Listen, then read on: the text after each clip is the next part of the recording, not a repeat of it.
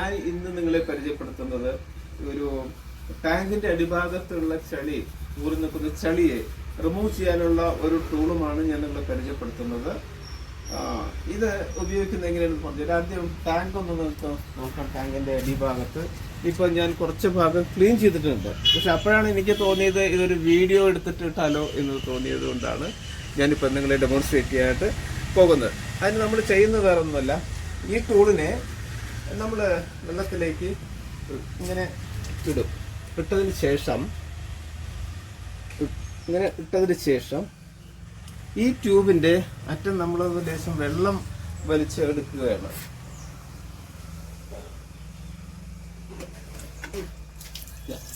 ഇപ്പൊ നമ്മൾ നല്ല വെള്ളമാണ് പോകുന്നത്, അത് ക്ലീനായ സ്ഥലത്താണ് നിൽക്കുന്നത് കൊണ്ടാണ്. ഇനി ഇങ്ങോട്ട് ഇവിടെ ഞാൻ കാണിച്ചു തരാം എങ്ങനെയാണ് അത് ക്ലീൻ ചെയ്യുന്നത് എന്ന് കാണിച്ചു തരാം.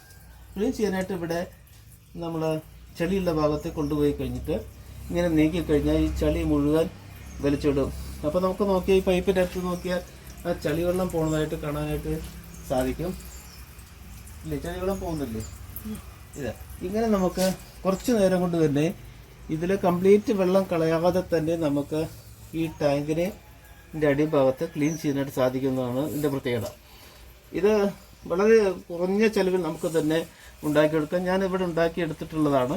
കുറച്ച് PVC പൈപ്പും അതുപോലെ തന്നെ റബ്ബർ ട്യൂബും മാത്രമേ ഇതിനാവശ്യമുള്ളൂ. അതുപോലെ തന്നെ പ്ലാസ്റ്റിക് കുപ്പിയുടെ ടോപ്പ് ഭാഗം കട്ട് ചെയ്തിട്ടാണ് അടിഭാഗം ഉണ്ടാക്കിയിട്ടുള്ളത്. അപ്പോൾ വളരെ ഈസി ആയിട്ട് എല്ലാവർക്കും ഉണ്ടാക്കുകയും അതുപോലെ തന്നെ ഈ ടാങ്ക് ക്ലീൻ ചെയ്യാൻ ഇത് വളരെ ഉപകാരപ്രദമാക്കുകയും ചെയ്യുമെന്നാണ് വിശ്വസിക്കുന്നത്.